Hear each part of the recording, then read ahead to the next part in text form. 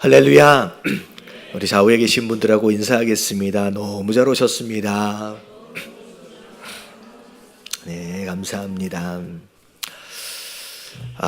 올해 한 번도 감기가 안 걸렸다고 교만을 떨었나 봅니다. 목감기가 쓱 오기 시작하는 게 이게 방심하면 안 되겠다 라고 생각이 들어지는데, 여러분들 연말까지 날씨가 조금씩 추워지긴 하지만 여러분 건강관리 잘 하시면서 영육간에 강건하시게 되길 주님의 이름으로 축원합니다. 내일 우리 정영애 전도사님 아드님 결혼식이 있어서 함께 참여하기 원하시는 분들은 아침 9시에 교회에서 교회 차량으로 출발을 합니다. 아마 저도 제 차량을 좀 가지고 오고 스탠바이를 좀 하게 될 것 같아요. 그래서 함께 가기 원하시는 분들은 함께 가시면 되고요. 아니면 직접 가길 원하시는 분 같은 경우에는 거기 온누리 교회래요. 서울에 있는데 서빙고예요. 거기 서울이 맞죠? 네, 거기에서 이제 하니까 거기 오시면 함께 축하해 주시면 너무 좋을 것 같아요. 자, 오늘 말씀 함께 보실 때 우리 역대하 15장이 아니라 15장 8절서부터의 말씀입니다. 8절서부터 말씀인데, 자, 먼저 8절 말씀 같이 한번 읽어보도록 할게요. 시작. 이 말 곧 선지자 오뎃의 예언을 듣고 마음을 강하게 하여 다진한 물건들을 유다와 베냐민 온 땅에서 없애고 또 에브라임 산지에서 빼앗은 성읍들에서도 없애고 또 여호와의 낭실 앞에 있는 여호와의 제단을 재건하고. 자, 이게 이제 아사라고 하는 왕이 이제 등장을 했는데, 이제 맨 처음에 다윗 이야기할 때는 다 알죠. 그다음에 솔로몬까지는 괜찮았어요. 그다음에 르호보암 넘어가서부터 머리가 복잡해지더니만 그다음에 누구예요? 열왕기 상에 가면 아비얌이고 역대하에 오면 아비야예요. 여기서부터는 도대체 누가 누군지가 이제 헷갈려지는 상황이 이제 벌어집니다. 더군다나 오늘 아사까지 넘어가니까 이제는 포기하신 분들이 많을 것 같아요. 이제 모르겠다. 근데 제가 조금 정리를 해드릴게요. 자, 이스라엘의 1대 왕이 누구였어요?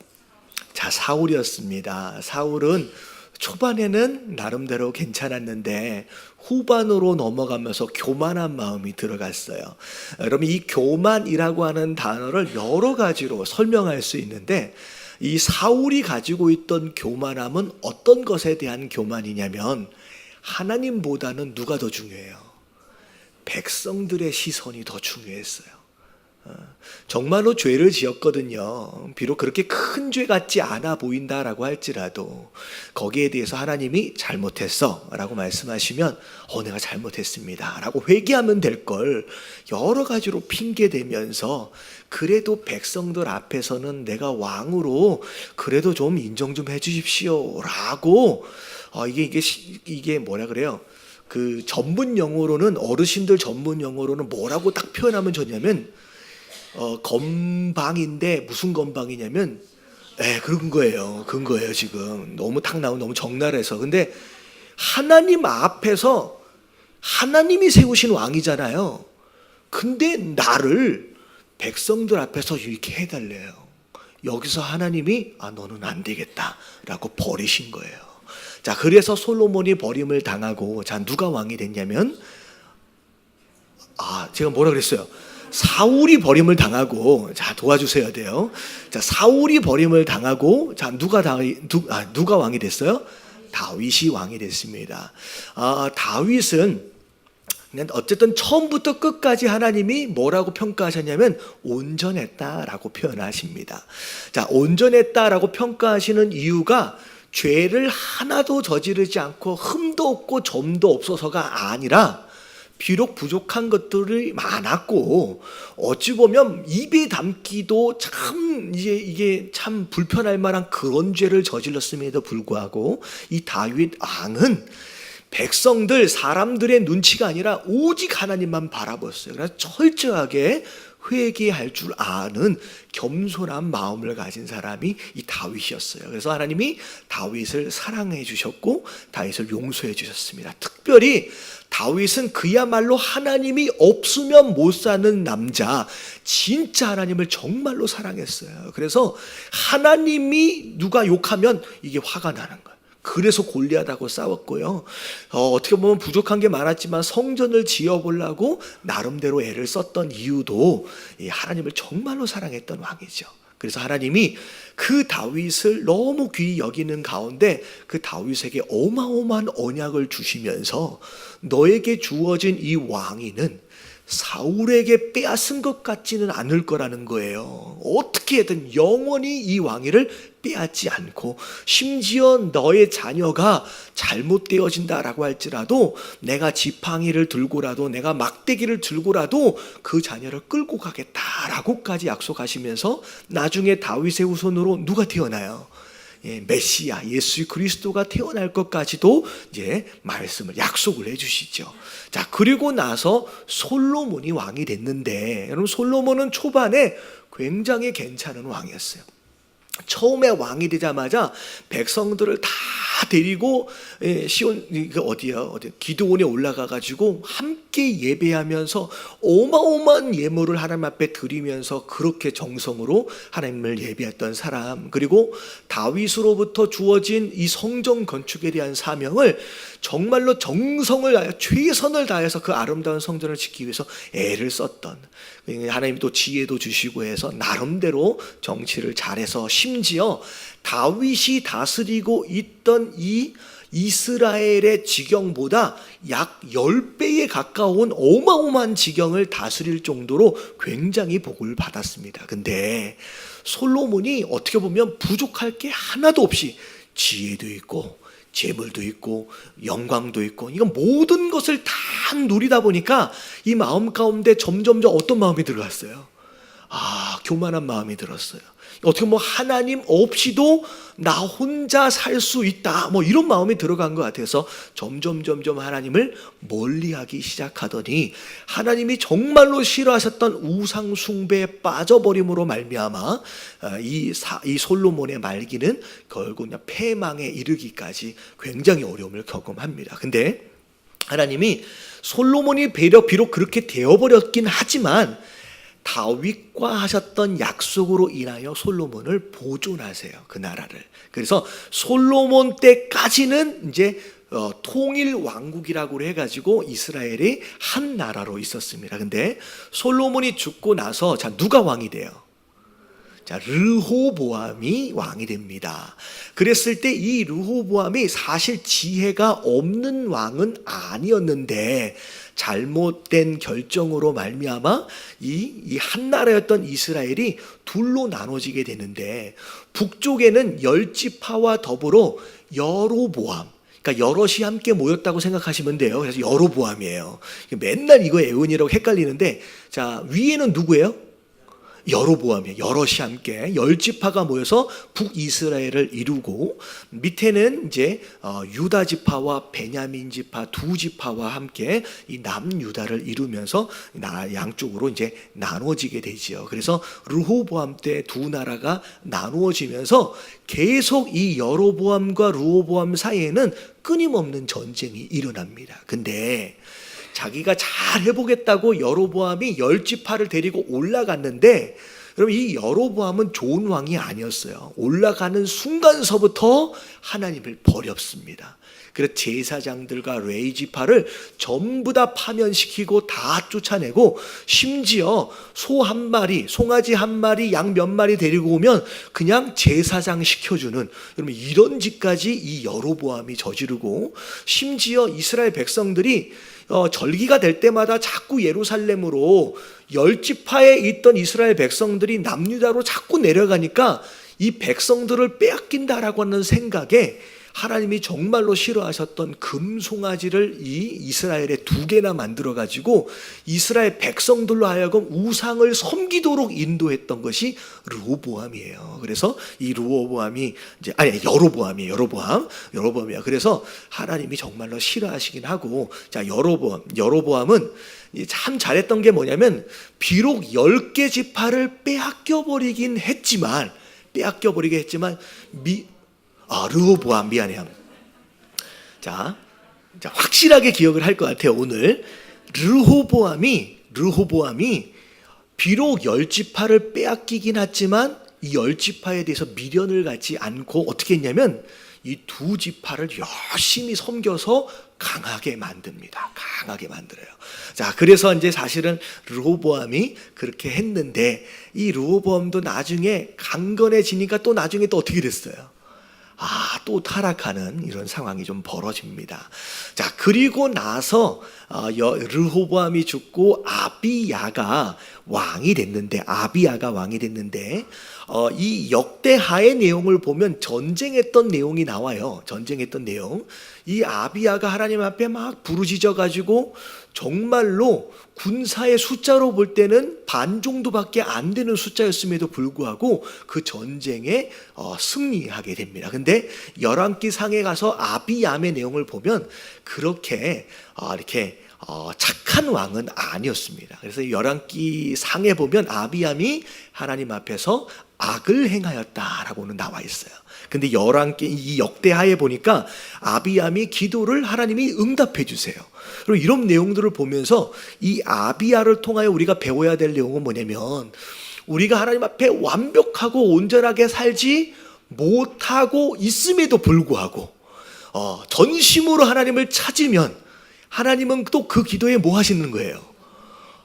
응답하시는 분이라는 거죠. 그래서 참 이게 하나님의 은혜인가 아닌가라는 싶은 생각이 들어져요. 그러면 이게 잘 알아야 될 게 뭐냐면 여러분 위기를 만날 때 하나님께 기도하잖아요. 그러면 옆에서 슬그머니 들리는 음성이 뭐냐면 야, 네가 평소에 어떻게 사는데 야, 네 기도에 하나님이 응답하시면 누구 기도도 응답하시겠네 하면서 마치 내 죄가 하나님에게 기도할 자격이 없는 것처럼 여길 수 있는 그런 음성을 줄 때가 있어요. 여러분 이거는 하나님의 음성이 아니에요. 여러분 누가 주는 거예요? 여러분 기도는 자격이 있어서 하는 게 아니에요. 여러분 기도할 땐 내가 지금까지 어떻게 살았느냐라고 하는 거 별로 중요하지 않아요. 여러분 지금 이 순간에라도 돌이켜 하나님 앞에 기도하면 내가 지금까지 어떻게 살아왔던 상관이 없이 하나님은 뭐 하시는 분이에요? 여러분 응답하시는 분이에요. 여러분 속아 넘어가면 안 돼요. 그래서 이 아비야가 정말 악을 행했음에도 불구하고 전심으로 하나님 앞에 매달렸더니 80만 명 대 40만 명이라고 하는 절대 약한 상황에서도 하나님께서 이길 수 있도록 도와주신다라고 하는 내용이 이 아비야에 대한 내용입니다. 자, 그리고 나서 자, 이제 누가 왕이 되냐면 아사라고 하는 사람이 왕이 됩니다. 자, 이 아사라는 사람은 괜찮은 사람이에요. 참 어떻게 보면 우상을 찍어버리고 정말로 하나님을 섬기려고 애를 썼습니다. 그랬더니 그렇게 애를 쓴 것으로 인하여 말씀을 순종하려고 애를 쓰는 것으로 말미암아 하나님이 이 아사에게 10년 동안 평안함을 주셨더라라고 나와 있어요. 근데 나중에 이 10년이 지나고 나서 전쟁이 일어나는데 느닷없이 저 밑에 어디예요? 구스라고 하는 지역에서 전쟁을 일으켜서 이 남유다를 쳐들어온 거예요. 근데 이 쳐들어온 이 군인들의 숫자가 어느 정도 숫자냐면 100만 명을 끌고 올라옵니다. 그러니까 어떻게 보면 절대 이길 수 없는 전쟁이에요. 근데 이 아사가 하나님께 정말로 전심으로 기도하고 하나님 절대 사람이 하나님을 이기는 일이 벌어지지 않도록 하나님 도와주세요 라고 간구했더니 이 전쟁에서 어마어마한 승리를 거두게 하시면서 그 100만 명 중에 살아 돌아간 사람이 거의 없을 정도로 대승을 거두게 합니다. 대승을 거두게 하시는데 그러고 나서 많은 전리품을 이제 빼앗아 가지고 돌아오는데 선지자 아사랴를 통하여 이게 이제 어제 말씀이에요. 오늘 이제 금요일날 말씀 아사랴를 통하여서 뭐라고 말씀하시느냐? 지금 이렇게 이긴 게 누가 함께 하셨기 때문에 하나님이 함께 하셨기 때문에 이게 이런 거예요. 그 아침에도 그런 표현을 썼는데 화장실 들어가기 전 마음 다르고 나올 때 마음 다르다고. 정말로 죽을 것 같아서 하나님 살려주세요 라고 그렇게 부짖어 놓고 그 문제가 싹 해결이 되면 어떤 마음이 들어요? 내가 잘한 줄 알아요. 내가 잘한 줄 알아요. 여러분, 이게 사실 사람이 하나님의 역사와 하나님의 기적을 이게 믿을 만한 능력이 사실 우리 안에는 없는 것 같아요. 제가 들은 얘기인데 어떤 이제 집사님 이야기예요. 남편분은 이제 교회를 안 다니고 여자분만 교회를 다녀요. 근데 여자분이 교회를 다니는데 그렇게까지는 핍박하지는 않는데 그냥 내버려 두는 정도로 그냥 놔뒀대요. 근데 이 남편분이 얼마나 다혈질이냐면 원래 유도 도장을 운영하고 있는 분이에요. 유도 사범이에요. 그러니까 등치도 이만하게 크고 아주 건장한. 근데 다혈질이야. 근데 하여튼간 이 아내가 이제 저녁 때마다 이제 부흥 집회가 있다 그래서 가니까 가지 말라 그랬나 봐요. 근데 이게 잘 말을 안 듣고 이게 왔나 봐요. 근데 오면서 잘못해가지고 자동차 안에다가 키를 넣고 문을 닫아버렸네. 근데 요즘에는 문이 안 잠기는 걸로 알고 있는데 예전 차는 이게 잠겨버려요. 그러니까 예배에 들어가면서 여보, 내가 안에다가 키를 넣고 닫아버렸어. 이따가 예배가 몇 시 끝나니까 이거 좀 나를 좀 데리러 와 라고 얘기를 했나 봐요. 근데 원래 전하면 안 돼요. 왜냐면 가지 말라 그랬었거든. 근데 그 얘기를 했더니 이 남편이 화가 나가지고 예배를 드리고 있는데 집회잖아요. 그러니까 많은 성도, 그날따라 많은 성도들이 와서 함께 예배를 드리겠는데 뒤에 있는 예배당 문을 빡 차고 들어오더니만 키를 갖다가 이 단위를 향하여서 던져버리고 네 마음대로 해가지고 가버리더래요. 그러니까 상상을 해보세요. 얼마나 황당. 근데 그분이 워낙에 등치가 크고 유도 선수여서 아무도 못 건드리는 거예요. 그러니까 이 여자 집사님이 너무 당황스럽고 창피하고 그래서 그날 밤에 기도했대요. 하나님, 저놈의 다리 몽댕이를 부러뜨리서라도 하나님 만날 수 있도록 도와달라고. 여러분, 기도를 잘해야 돼요. 진짜 다리 몽댕이를 부러뜨려서라도 하나님 만날 수 있게끔 도와달라고 그랬는데 그 다음날 아침에 일어났는데 오른쪽 다리가 안 펴지는 거야. 진짜 안 펴지는 거야. 그래서 병원을 갔는데 원인을 몰라. 근데 이게 몇 주가 지났는데도 안 펴지더래요. 근데 점점 밑에서부터 색깔이 변하는 거야. 이게 괴사가 일어나는 거예요. 왜 안 펴지는지 모르겠는데 피가 안 통해서 밑에서 괴사가 일어나는 거예요. 그래서 병원에 갔더니 이건 지금 여기서 잘라내지를 않으면 이거는 위에까지 계속 썩어 들어올 거라는 거예요. 원인은 모르겠지만 이게 마비가 돼서 괴사가 된다는 거예요. 그러니까 이게 믿지를 않고 다른 병원을 갔는데 우리도 원인을 모르겠다. 근데 안 자르면 이게 이렇게 되는데 이게 이 집사님이 자기가 기도한 게 생각이 난 거예요. 어머나, 내가 잘못 기도했다. 그래가지고 목사님한테 전화해가지고 목사님, 내가 기도를 잘못해가지고 우리 남편 이게 운동선수인데 다리 하나를 자르면 이제 끝나는 거거든요. 인생이 끝나는 거잖아요. 그러니까 우리 남편 어떻게 해야 한 번만 살려달라고 그러니까 목사님이 가서 기도해 주시기로 했대. 근데 이 남편이 고집이 있어. 무슨 목사가 나한테 와서 기도해. 절대 안 해. 그러다가 버티다 아내가 그래도 다리를 자르는 것보다 낫지 않겠느냐라고 설득을 해가지고 그래 하고서 와서 기도를 받은 거예요. 근데 신기하게, 여러분 거짓말 아니에요. 여러분 그분이 지금 LA에 살아계세요. 그분이 그 다음날 다리가 펴졌어요. 그러면 아이고 할렐루야 감사합니다. 하나님 내가 잘못했습니다. 그럴 것 같잖아요. 뭐라 그랬을 것 같아요? 억울해. 하루만 참았으면. 원래 오늘 다리가 펴지기로 돼 있었다는 거야. 내가 하루만 참았으면 그냥 펴졌을 텐데 내가 이 하루를 못 참아서 목사한테 안수까지 받았다는 거예요. 그래서 되게 억울해 하더라는 거예요. 여러분 이게 우리의 마음이에요. 여러분 진짜 그 순간에는 하나님 없으면 안 될 것처럼 매달려 놓고선 이게 문제가 해결되면 마음이 바뀌어요. 그래서 지금 이 선지자가 아사가 승리를 거두고 돌아오는 가운데 스스로 이 승리에 도취되어져서 교만해질까 봐서 이야기하는 거예요. 지금 이건 당신이 잘해서 이긴 게 아닙니다. 하나님이 지금 도와주셔서 이긴 겁니다. 라고 지금 이야기하는 거예요. 그랬더니 이 아사가 나중에 이제 오늘서부터 얘기가 되는데, 아까 집에 그 스토리 마무리 듣고 싶죠? 그 스토리 마무리하고 여기 오늘 말씀 볼게요. 그래가지고 교회 안 나갔어요. 근데 교회에서 수련회가 있는데 수련회 올라가지 말라 그랬어. 근데 이 아내가 수련회 또 올라간대. 그랬는데 이제 이 남자가 아주 화가 나서 수련회 올라가는 이제 은혜 기도원에서 있었어요. 근데 올라가서 예배가 드려지는데 강단 위로 올라온 거야. 무서울 게 없는 사람이에요. 올라와서 목사님 멱살을 잡았어요. 그래서 목사님을 흔드는데 등치는 이만하고 그 목사님은 견딜 수가 없지. 그냥 흔들려요. 근데 목사님이 어떻게 할 수가 없어서 그냥 우셨대.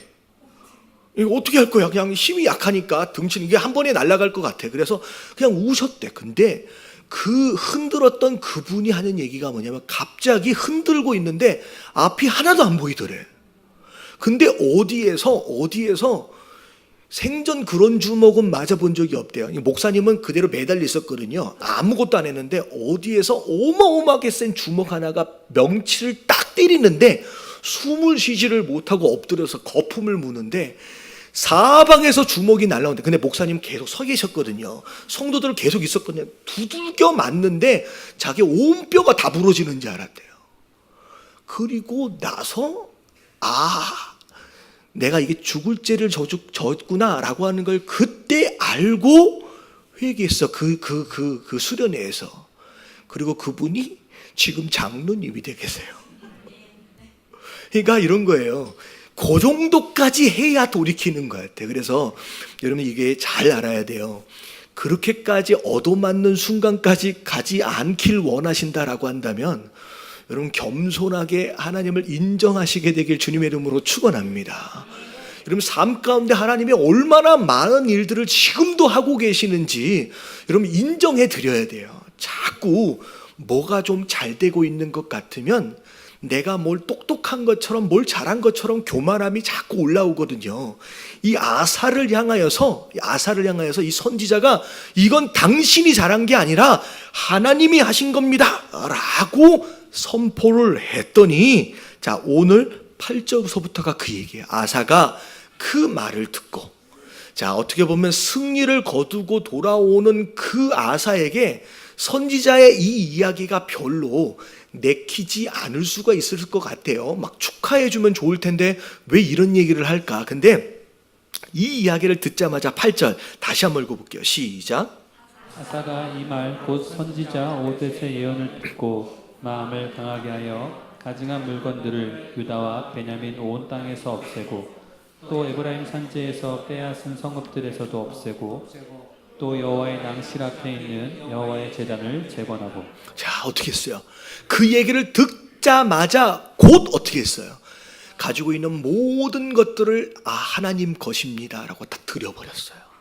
그리고 제단을 쌓고 나중에 9절 10절 쭉 넘어가서 보니까 심지어 모든 백성들, 유다 백성들, 베냐민 백성들까지를 다 모아서, 심지어 북이스라엘에서 이렇게 신앙을 지키기 위해서 도망쳐 온 사람들 있잖아요. 그 사람들까지를 다 모여서 함께 예배하자고 막 그랬어요. 그러니까 이게 되게 중요한 게 뭐냐면 여러분 이게 겸손이에요. 여러분 하나님이 여러분들에게 말씀해 주시잖아요. 여러분 순종은 언제 하는 거예요? 즉시 하는 거예요. 다음에도가 아니에요. 즉시 말씀하시는 순간 곧 내가 뭐 해야 되겠구나 라고 해서 하나님께 모든 영광을 돌려드리면서 그렇게 아사가 하나님 앞에 예배를 하게 됩니다. 그리고 나서 10절에 보니까 예루살렘에 모여서 제 15년째 세 번째 달에 얼마나 많은 예물을 하나님께 드렸는지를 보세요. 자, 얼마나 드렸어요? 소 700마리. 자, 700마리 그리고 양 7,000마리. 그러면 솔로몬만큼은 아니었다라고 할지라도 진짜 버금갈 만큼의 어마어마한 재물을 하나님 앞에 드리면서 이 모든 것들이 다 하나님 것입니다 라고 고백을 합니다.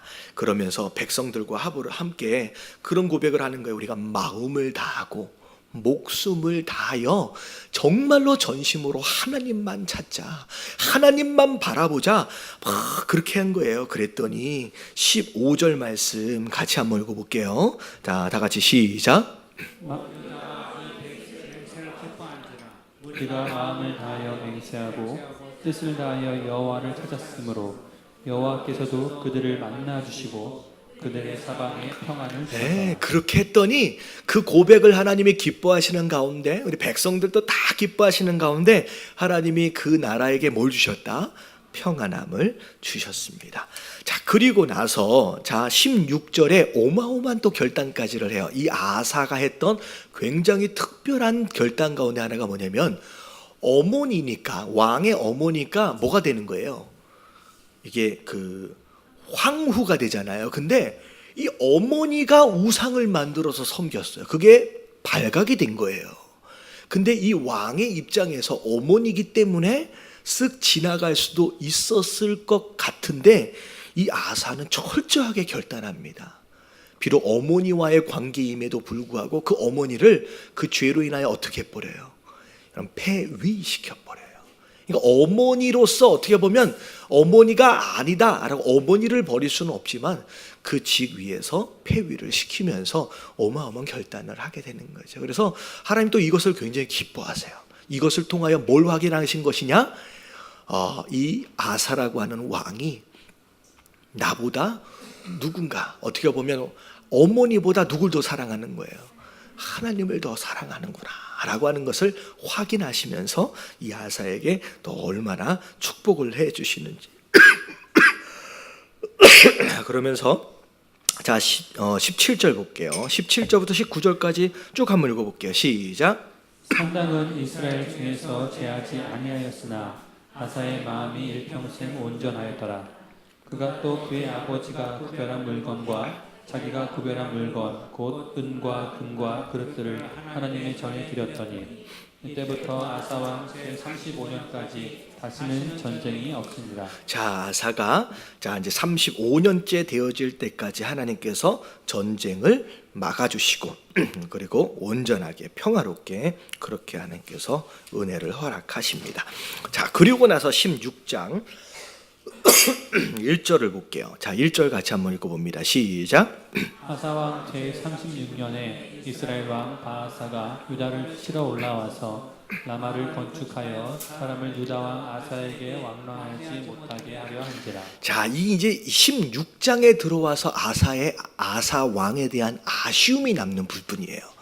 자, 너무 잘했는데 35년째까지 너무 잘했는데 36년째 무슨 일이 벌어지냐면 북이스라엘에서 전쟁을 일으켜서 남유다로 지금 공격해 내려온 거예요. 이 라마를 건축한다라고 하는 것은 이 어떻게 보면 이 북이스라엘과 남유다의 길목 같은 곳입니다. 길목. 그래서 자꾸 이스라엘 백성들이 이 북이스라엘 백성들이 하나님을 떠난 이 북이스라엘의 영적 상황에 반발하는 마음으로 안 되겠다, 남유다로 내려가야 되겠다라고 자꾸 내려오기 시작하니까 북이스라엘에서 그대로 가만히 둘 수가 없는 거죠. 그래서 계속 이 국경을 지키면서 더 이상 넘어가지 않도록 나름대로 노력을 함에도 불구하고 이게 통제가 안 되니까 자, 어떻게 하기로 해버린 거예요. 차라리 저 남유다를 그냥 먹어버리자. 이렇게 이제 속셈이 된 겁니다. 그래서 이 남유다를 점령하기 위해서 아주 대단한 결단을 하고 지금 전쟁을 준비하면서 이 라마라고 하는 성읍을 국경지에다가 이제 건설을 하게 되는 거죠. 자, 그랬을 때 불과 얼마 전에만 해도 이 아사는 어떤 경험이 있냐면 구스에서 100만 대군을 끌고 올라왔을 때 무엇으로 이 대군을 이겼어요? 하나님께 기도함으로 이겼거든요. 근데 그 기도함으로 이겼던 것을 까맣게 잊어버리고 더 쉽고 편한 방법을 선택한 거예요. 나름대로. 자, 어떻게 했냐면 이 북이스라엘의 북쪽 경계를 보면 뭐가 있냐면 아람이라고 하는 나라가 있는데 이 북이스라엘과 국경을 같이 하고 있습니다. 그렇게 해서 나중에 어떻게 됐냐면 쳐들어오려고 하는 북이스라엘을 대항하기 위해서 이 아람에게 어마어마한 선물을 갖다 바치면서 우리를 도와달라고 요청한 거예요. 근데 그때 갖다 준 이 보물이 뭐냐면 자기 왕궁에서 창고에서 끌어낸 것뿐만이 아니라 어디에서까지 하나님의 전에 있는 보물들까지를 전부 다 끌어내가지고 아람한테 다 갖다 바쳐버립니다. 그러면서 도와달라고. 그래서 이 아람 왕이 북이스라엘의 어떤 성읍을 공격해 준 것으로 말미암아 이 북이스라엘의 군대가 철수할 수밖에 없는 상황이 벌어져요. 여러분, 이 상황은 어찌 보면 돈을 주고 용병을 산 건데 굉장히 쉽게 문제를 해결한 것 같아서 잘 되어진 것 같지만, 승리를 거둔 것 같지만, 자, 나중에 어떤 일이 벌어지냐면 7절을 보면 자, 선지자가 경고하며 나옵니다. 자, 선지자가 뭐라고 경고하는지 한번 볼게요. 자, 다 같이 시작. 그때에 선견자 하나니가 유다 왕 아사에게 나와서 그에게 이르되 왕이 아람 왕을 의지하고 왕의 하나님 여호와를 의지하지 아니하였으므로 아람 왕의 군대가 왕의 손에서 벗어난다이다. 자, 그러면서 9절에 심각한 얘기를 하는 거예요. 다 같이 시작. 구스 사람과 8절 시작. 구스 사람과 룹 사람의 군대가 크지 아니하며 말과 병거가 심히 많지 아니하더이까. 그러나 왕이 여호와를 의지하였으므로 여호와께서 왕의 손에 넘기셨나이다.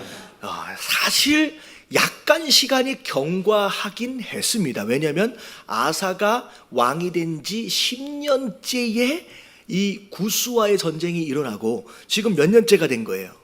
36년째니까 어느덧 26년 정도의 시간이 지나간 거예요. 그냥 좀 오래되긴 했지만 그때 100만 대군을 무찔렀던 것을 왜 기억하지 못하고 왜 이제는 기도하지 못했습니까? 라고 얘기가 되는 거예요. 여러분, 이 이야기로 말미암아 결국은 이 아사라고 하는 왕이 끝까지 하나님만 의지하지 못하고 인간적인 방법을 쓰게 되어지는 것으로 말미암아 하나님 앞에 책망을 듣게 됐어요. 근데 중요한 건 뭐냐면, 여러분, 이 아사처럼 이런 실수를 할 수 있어요, 없어요? 여러분, 이게 되게 중요한 거예요. 할 수 있어요. 여러분, 아사뿐만이 아니라 누구든 이런 실수는 할 수 있어요. 왜? 당장 눈에 보이는 이 쉬운 방법을 어떻게 보면 지름길이라고 생각해서 선택할 수 있어요. 여러분, 이건 우리의 연약함이에요. 두려움이 갑자기 확 오면 하나님보다 눈에 보이는 사람을 의지할 수밖에 없는 게 우리의 본성이거든요. 여러분, 하나님의 우리의 죄악된 모습, 우리의 연약한 인간의 본성을 모르시는 분이 아니에요. 여러분, 실수는 누구든 할 수 있어요. 근데 중요한 건 뭐냐면 제가 얘기했잖아요. 여러분, 하나님은 실수로 인하여 우리를 버리시는 분이 아니에요. 여러분, 우리가 죄를 지은 것으로 인하여 버리시는 분이 아니에요. 여러분, 우리가 어떻게 구원받아요? 여러분, 우리가 믿음으로 회개함으로 우리가 구원을 받는 거예요. 죄의 경중을 따라 우리가 천국을 가고 지옥을 가는 게 아니잖아요. 근데 아사가 여기서 뭐 했어야 돼요? 내가 실수했습니다. 내가 그때를 기억하지 못하고 내가 나이를 먹다 보니 그런 용기가 안 생겨서 하나님 앞에 미처 기도하지 못했습니다 라고 무릎을 꿇으면 여러분, 이 아사는 구원을 받는 거예요. 근데 아사가 뭐라 그런지 보세요. 자, 10절 다 같이 한번 읽어봅니다. 시작. 아사가 노하여 선견들을 옥에 가두었으니 이는 그의 말에 크게 노하였음이며 그때 아사가 또 백성 중에서 몇 사람을 학대하였다. 네, 어떻게 돼버렸어요? 네, 그렇게 이야기하는 선지자를 옥에 가둬버려요. 더 이상 듣고 싶지 않다라는 거예요. 심지어 11절 12절을 보면 하나님의 그의 몸을 치십니다. 자, 무슨 병이 일어났어요? 발에 병이 들었어요. 그래서 발이 병이 드니까 이게 움직일 수가 없는 상태가 됐잖아요. 위독해졌습니다. 그럼에도 불구하고 자, 12절에 뭐라고 나와 있는지를 보면 병이 있을 때에 그가 여호와께 구하지 아니하고 누굴 찾았어요? 자, 이 말을 잘 들어야 돼요. 우리가 병 걸리면 어디 가요? 그럼 병원에 가요. 이러면 우리가 병에 걸려서 병원에 가는 건 그 병이 어떤 병이기 때문이에요. 뭐라고 말해야 되지? 그냥 일반적인 병이에요. 그럼 병원 가셔야 돼요. 특별히 하나님이 감동을 주셨을 때 그때를 제외하고는 그냥 가십시오. 그걸 활용하는 것도 하나님의 은혜예요. 근데 지금 이 병은 육신의 연약함으로 온 병이 아니에요. 하나님이 어떻게 하신 거예요? 지금 몸을 치신 거예요. 지금 불순종해서 교만해서 듣지를 않으니까 몸을 치신 거예요. 근데 그럼에도 불구하고 끝까지 고집을 부리고 의원을 찾고 기도하지 않습니다. 근데 결국은 어떻게 돼요? 자, 13절 같이 한번 읽어볼게요. 시작. 아사가 왕이 있은 지 41년 후에 죽어 그의 조상들과 함께 누우매. 자, 그냥 죽었어요. 정말로 잘했는데, 자, 몇 년 동안 왕으로 있었대요? 41년. 그러니까 41년 정도 왕을 했으면 굉장히 오래 한 겁니다. 왜냐하면 사울도 40년, 다윗도 40년, 40년이 거의 맥시멈 같아요. 근데 41년을 했어요. 근데 몇 년째 실수한 거예요? 36년째 실수했어요. 굉장히 많이 잘했어요. 근데 이 마지막 순간에 고집 부리고 끝까지 돌이키지 않는 것으로 말미암아 안타까운 마무리를 할 수밖에 없었다라는 거예요. 그래서 자, 이제 마무리를 하면 이런 거예요. 이런 완벽한 사람은 없어요. 이러면 살다가 다 실수합니다. 다 죄를 지어요. 여러분, 세상의 관점은 누가 어떤 죄를 지었느냐라고 하는 게 기준이에요. 이건 굉장히 심한 죄네. 살인했어? 이러면 안 되지. 간음했어? 이러면 안 되지. 그러니까 세상의 눈은요, 죄에 어떤 죄를 저질렀느냐라고 하는 것이 판단의 기준이에요. 근데 하나님 나라는 그렇지 않아요. 어떤 죄를 지었느냐라고 하는 게 중요한 게 아니라 죄를 짓고 난 다음에 어떻게 했느냐는 거예요. 아무리 작은 죄를 지었다라고 할지라도 돌이키지 않고 회개하지 않으면 어떻게 되는 거예요? 버림을 받는 거예요. 하지만 아무리 큰 죄를 지었다라고 할지라도 그 죄에 대하여 철저하게 돌이켜 회개할 수만 있다라고 한다면, 여러분, 그 어떤 죄든 하나님은 뭐 하시는 분이냐? 용서하시는 분이에요. 여러분, 이 기준을 우리가 잘 알아야 돼요. 자, 이게 왜 무서우냐? 우리가 일상생활을 하면서 누군가의 죄에 대해서 아주 쉽게 판단하고 정죄하는 경우들이 있어요. 그거는 우리가 무엇을 기준으로 자꾸 판단하는 거예요. 나보다 더 악한 죄를 지었구나, 나보다 더 더러운 죄를 지었구나, 나는 쟤보다는 조금 더 그런 죄를 덜 지은 것 같은. 근데 하나님의 시선은 그게 아니라는 거예요. 비록 그런 죄를 저질렀다라고 할지라도 그 사람이 돌이켜 회개하면 하나님은 용서하심을 허락하시는 거예요. 아무리 별것이 아닌 죄다라고 할지라도 스스로 거룩한 척 돌이키지 않고 이렇게 고집을 부리면 오히려 누가 하나님 앞에서 죄인인 거예요? 그럼 내가 하나님 앞에서 죄인인 거예요. 여러분, 이 기준을 모르기 때문에 죄의 경중을 따라서 자꾸 다른 사람들을 판단하고 정죄하기 시작하는 거예요. 여러분, 이 내용을 알면요, 솔직히 그 누구도 누군가의 죄에 대해서 쉽게 여러분 이제 정죄할 수 없습니다.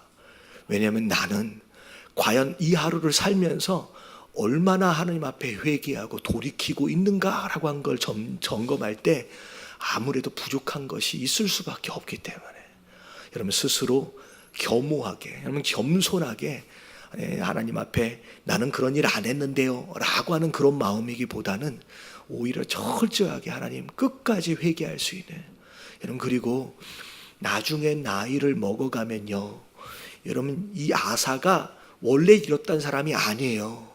처음에 어떻게 했어요? 처음에는 선지자가 말하자마자 그럼요 하면서 즉시 순종했었잖아요. 여러분, 이 사람이 나이를 먹어가면서 변질된 거예요. 나이를 먹어가면서 더 이상 이것에 듣지 않는 사람이 되어져 가는 거예요. 여러분 나이가 얼마가 되었든 상관이 없이 우리 교인들은 하도 젊어가지고 이런 얘기가 잘 안 먹힐 수도 있을 것 같은데 여러분 100살이 돼도요 여러분 귀가 다치는 사람이 돼서는 안 되는 거예요. 여러분 귀가 다치면 그때부터는 끝나는 거예요. 여러분 절대 하나님이 사용하실 수가 없어요. 여러분 능력이 없어서 하나님 우리를 못 쓰시는 게 아니에요.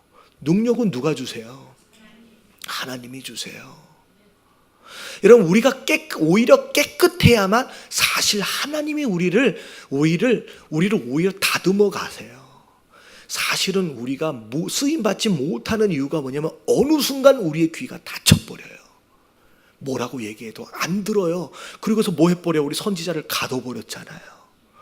여러분 100살이 돼도 여러분 110살이 돼도 많이 나이를 먹어도 절대 귀가 다치지 않는 사람이 될 수 있도록 해달라고 여러분 기도하시게 되길 주님의 이름으로 축원합니다. 그래서 제가 우리 의사들한테 얘기를 들은 게 뭐냐면 사람이 처음 태어날 때 가장 먼저 열리는 감각기관이 무엇이냐면 귀래요. 귀가 먼저 열린대요. 그래서 딱 태어나는 순간 똑딱똑딱 하면 소리 나는 데를 향하여 고개를 돌린대요. 듣는 게 너무 중요하기 때문에. 그리고 사람이 딱 죽어서 숨을 거두는 순간 모든 감각이 다 마비가 되는데 마지막 닫히는 감각기관이 뭔지 아세요? 귀래요. 이게 뭐냐면 죽기 그 전 순간까지 어떻게 하라는 거예요? 들어서라도 돌이키라는 거예요. 예. 여러분 이게 하나님이 우리에게 허락하시는 정말로 중요한 음성이에요. 이런 기도도 마찬가지예요. 하나님 앞에 막 토해내고 이런 기도 너무 중요한데 중요한 건 뭐냐면 여러분 기도를 통하여 하나님의 음성을 들어야 돼. 지금 나로 하여금 어떻게 하시려 하는지 뭘 원하시는지 여러분 하나님의 음성을 듣고 움직이셔야 돼요. 여러분 그렇지 않으면요 아차하는 순간에 어머 내려가는 거예요. 그래서 여러분 우리 이 통일론가 이렇게 타고 가다가 운전을 보면 졸음운전하지 말라 그러잖아요. 잠깐 눈 감는 순간에 100m를 간대요. 여러분 우리의 신앙의 속도도 그래요. 우리가 잠깐 눈을 감아버리고 잠깐 귀를 닫아버리면 그 순간 몇 미터를 가느냐? 100m를 달려버려요. 눈을 감고 달리는 거예요. 얼마나 위험한 것인지. 오히려 좀 천천히 가도 괜찮아. 여러분 이거 잘 아세요. 너무 빨리 가려 하지 마세요. 오히려 천천히 가도 괜찮으니까 어떻게 해야 될지를 모르겠고 음성이 안 들리면 그냥 뭐 해야 돼요? 여러분 서 있으세요. 여러분 서 있는 것이 실수를 막는 거예요. 오히려 보이지 않는 상태에서 한 걸음을 가면 그때서부터 실수가 일어나기 시작하는 거예요. 여러분 들리기 전까지는 움직이지 마시고 여러분 그 자리를 지키시고 여러분 철저하게 하나님의 음성을 듣고 한 걸음을 옮기실 수 있는 저와 여러분들 되시길 주님의 이름으로 축원합니다.